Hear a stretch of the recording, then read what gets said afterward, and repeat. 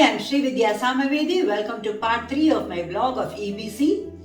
Before I started my trek, I had lots of doubts on what to pack. Packing for the trek could be a little tricky. You are allowed only 10 kgs on your flight to Lukla, and your porter will also carry only 10 kgs per person. You will be trekking for 2 to 3 weeks, so restricting the weight to 10 kgs is going to be a challenge. So let's see what are the optimal things, but the most important things that you need to carry. You will need around 4 to 5 quick dry t-shirts. Make sure it's not cotton.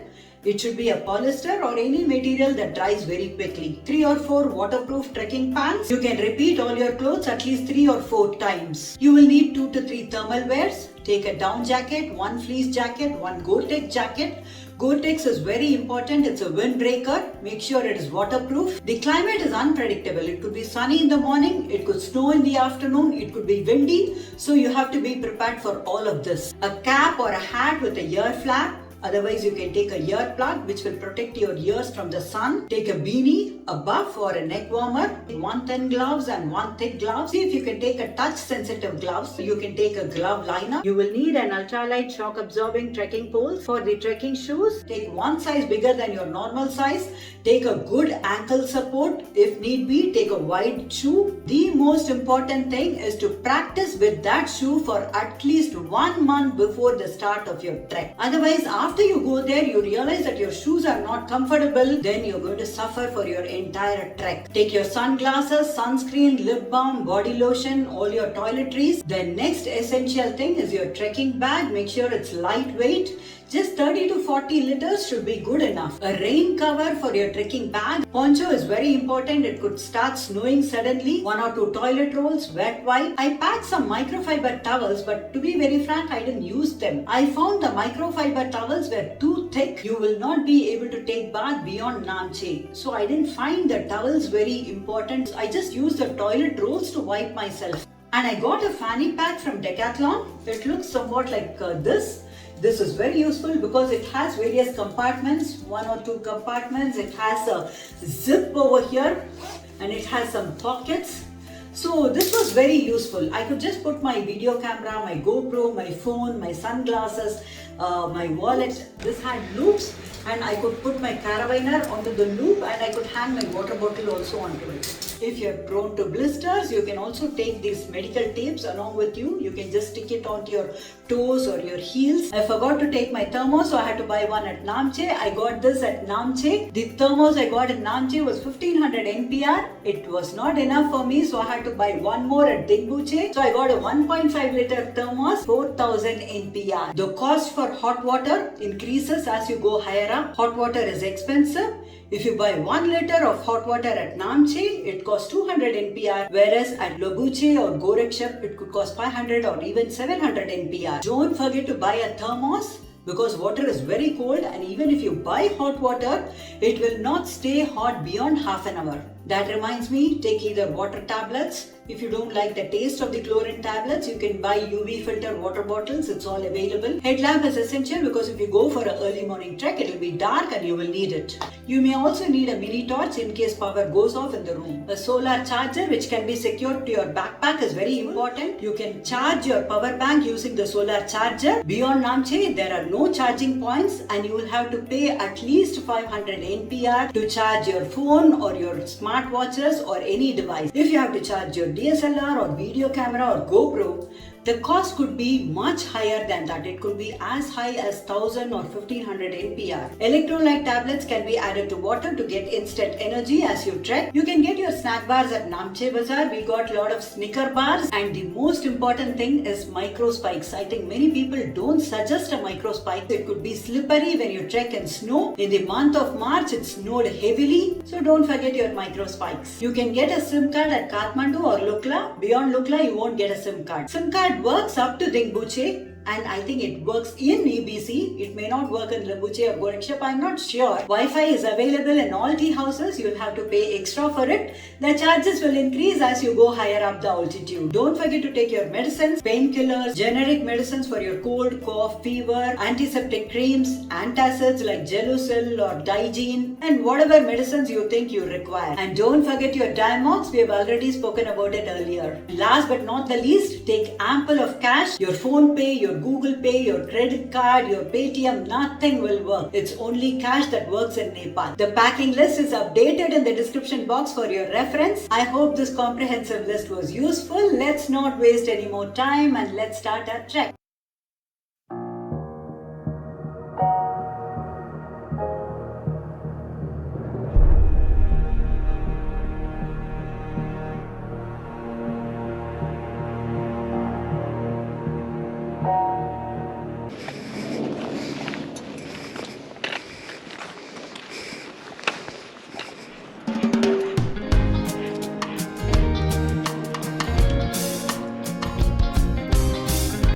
Today is day 5. We have started our trek. We trekked up 50 meters or so. It's a beautiful view. We are going to Dingboche. This is the only suspension bridge for the day. This will also be our last suspension bridge on our trek to EBC.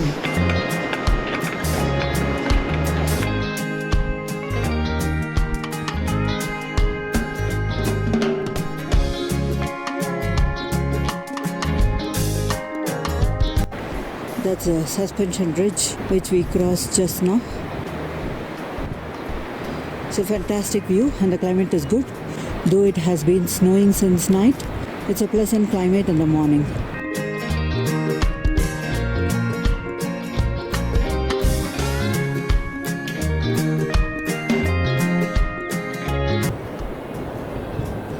There is Dingboche village. We've come there just in time. Took 2 hours for us to trek till this place.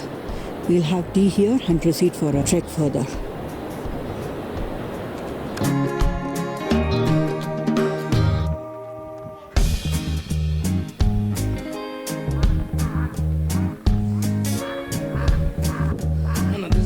A group photo with the trekkers from Malaysia and Germany who became our friends on the way to EBC. At the end of the day, we used to share our experiences about the trek.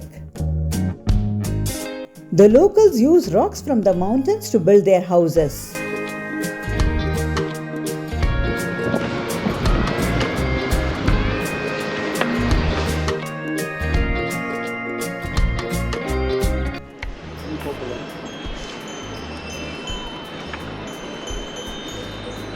Female of yak is called nak. Nak has smaller horns, but their horns are sharper than the yak.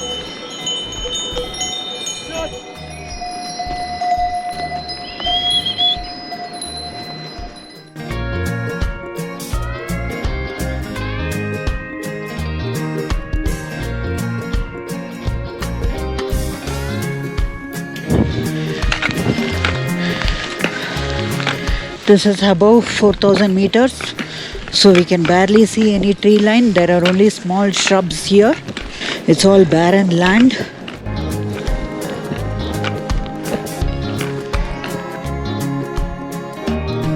I'm just speechless looking at these vast expanses of these rocks. It's a rocky desert packed with black rocks everywhere.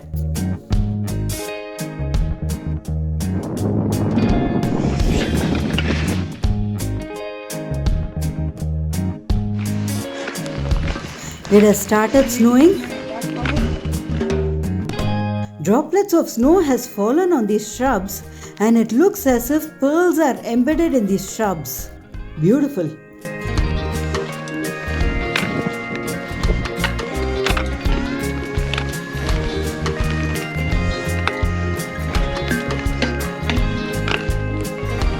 That's a resting place. I'll take some rest here for a while.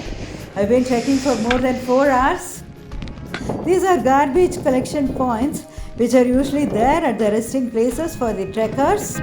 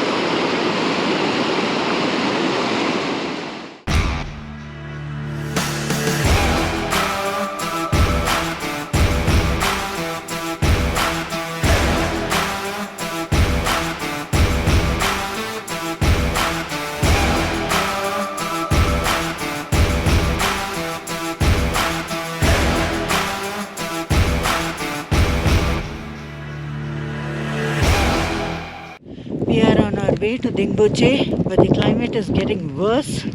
We have to hurry up quickly so that we can make it to our hotel.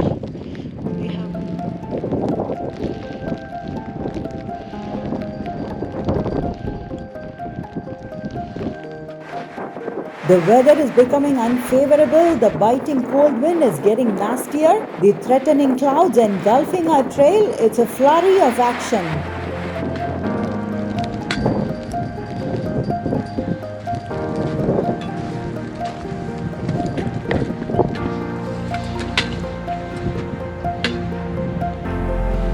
That's Dingboche town.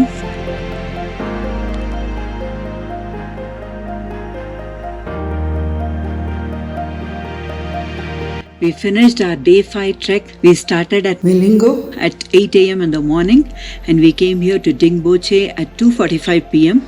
This includes a 1.5 hour break of lunch and tea time. The trek was somewhat easy. This was an 8-kilometer trek. The altitude of Millingo is maybe around 3,600 meters, while Dingboche is 4,410 meters. So we had an altitude gain of almost more than 600 meters. Towards the end of the trek, it started snowing heavily. The difficulty rating of this trek is 5 out of 10.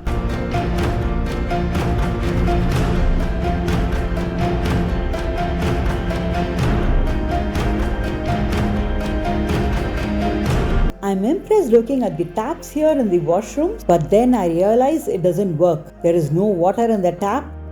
The tap is tied with a tape. In most of the tea houses, you won't even see a tap. Even the flush won't work. Usually there's a drum filled with water and there's a can, and generally it's an old used oil can or a vanaspati can or something of that sort. And 90% of the times, the can is rusted. That's the height of cost cutting. At least here in Dingboche, the washroom looks neat. It's cladded with tiles. There is a wash basin. Whether it works or not is a different issue. In other tea houses, it's worse. You should thank me for not taking a picture of the washroom at Millingo.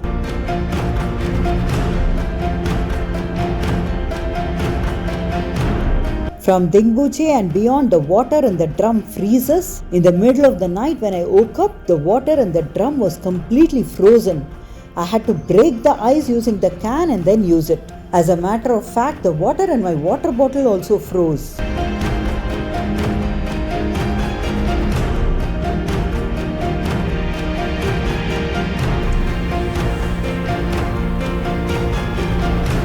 Incredible views from my tea house.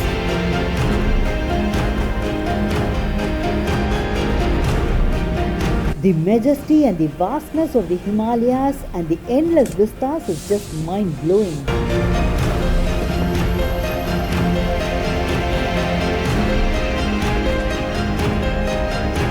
Those are yak pastures.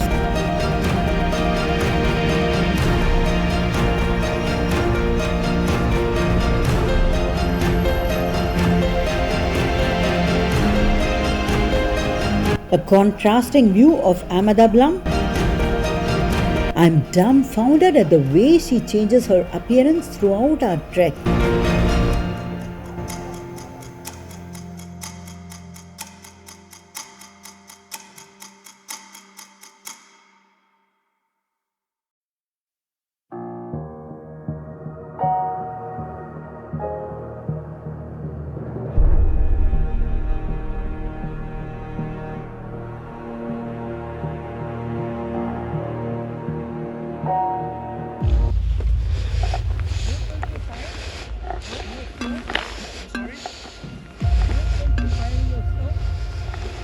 Yet another day, yet another hike. Today we are acclimatizing at Dingboche.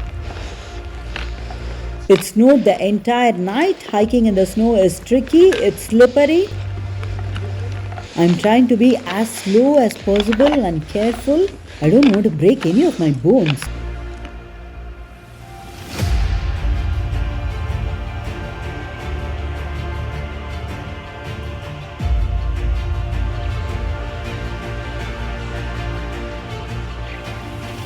I hope you can see the flag there on the top. We will be hiking to the flag which is 300 meters above Dingboche. That's the view of Dingboche town from halfway point of our climb.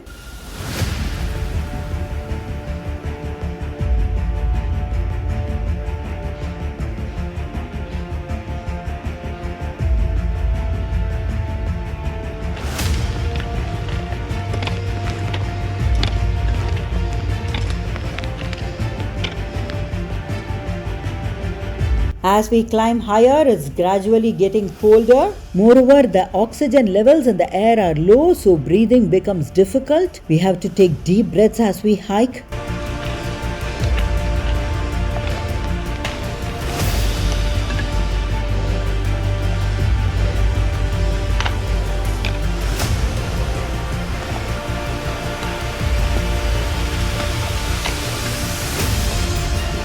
The most famous island peak. This is where Sir Edmund Hillary trained several times before he summited Mount Everest.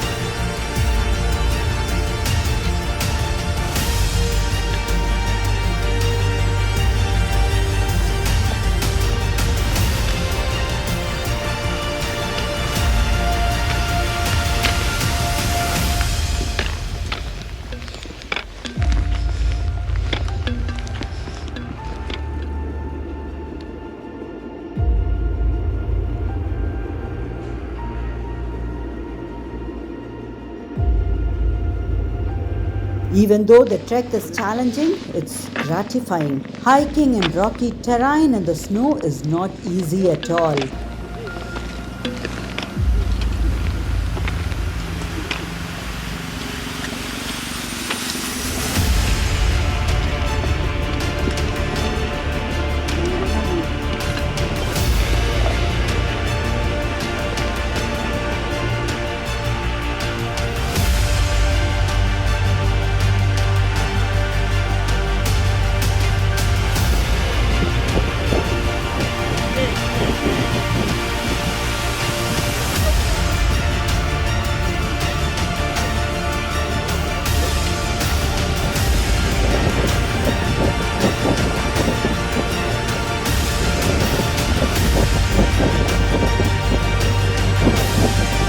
The peak over there is Nankarshan Peak. Colloquially, the locals call this Nagarjuna Peak. Few people trek to the Nagarjuna Peak, which is at 5,100 meters. Even now we can see people trekking up there.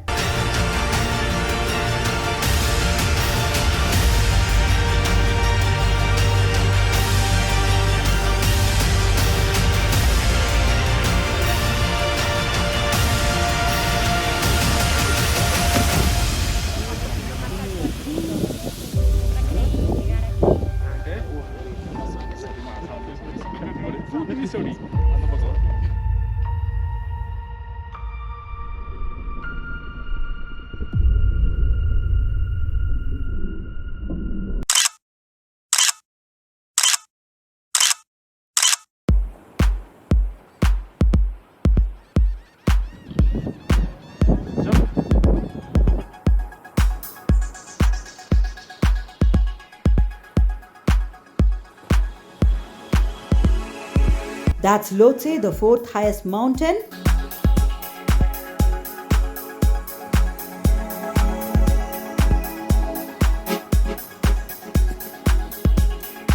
Mount Shatshe, people call this Mount Siriche.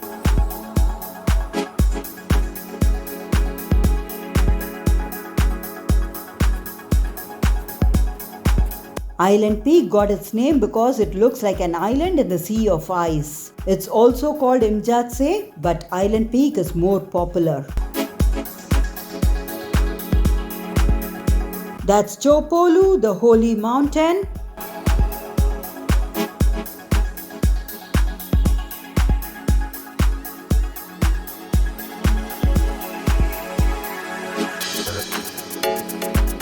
And that's Makalu, the fifth highest mountain.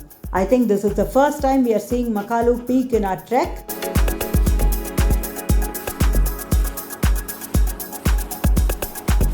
This range belongs to the Ahmedablam mountain range. And the most prominent Ahmedablam.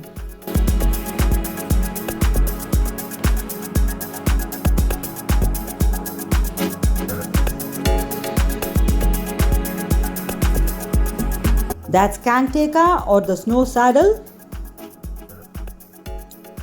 And that's Tamsherku. It looks much smaller here comparatively. It used to look gigantic when we saw from Namche.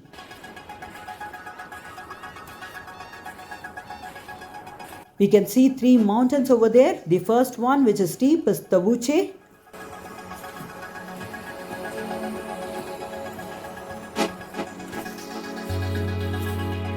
The middle one, that's Ambuche.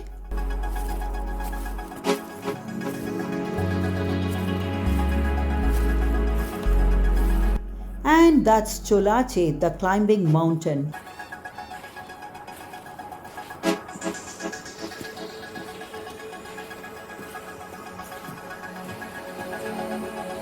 Labuche, we shall be staying at the base of Labuche when we trek to the Everest Base Camp.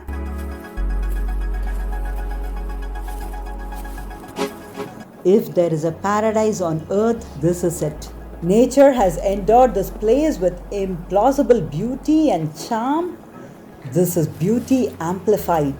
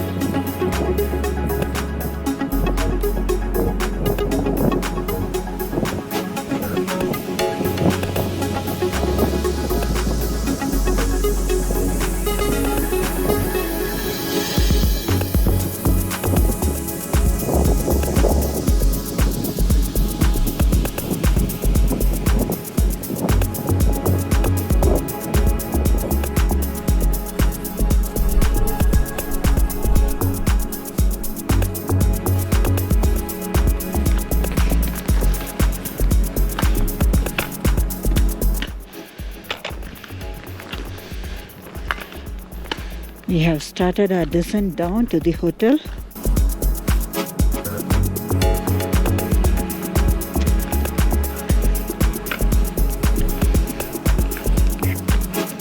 Morning there was a lot of snow. The sun is out and the snow has melted away. Moreover, a lot of trekkers have been climbing up, and so we can see a lot of mud now. It's a little easier.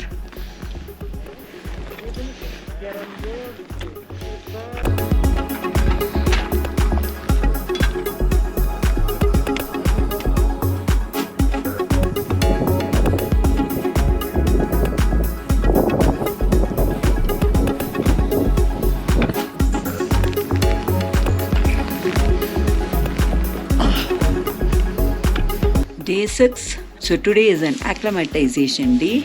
We went up 300 meters high. We spent around 10-15 minutes over there, or maybe half an hour, and then we descended down. The total hike took 3.5 hours. We started at 8 a.m. and we came back by 11:30. We had a 360-degree view of all the mountain ranges up there. While going up, it was a little tricky because it had snowed the entire night and the pathway was full of snow. So it was a little slippery, and so we had to really watch our steps and go up. While coming down, our guide Dragon said that it's going to take more time, but then the sun was out and the snow had melted away, and because of that it was all muddy and it became easy. It just took an hour for us to come down. Yesterday and today has been a little easier day, but remember, when I say easy, there is nothing easy when you're trekking in Nepal. It's always less difficult or moderately difficult or extremely difficult. So that way, yesterday and today has been a little easy comparatively. Tomorrow we are going to Chukung, so I'll see you in Chukung tomorrow. Yesterday when we came, it was all snow over here, and the snow has melted away and all the soil and the mud has opened up.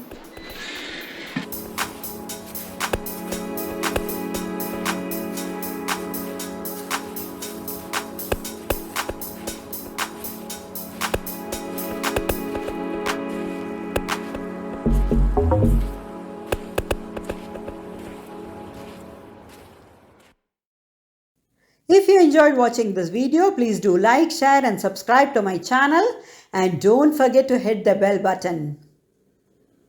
Watch the space for my next episode of the Everest Base Camp.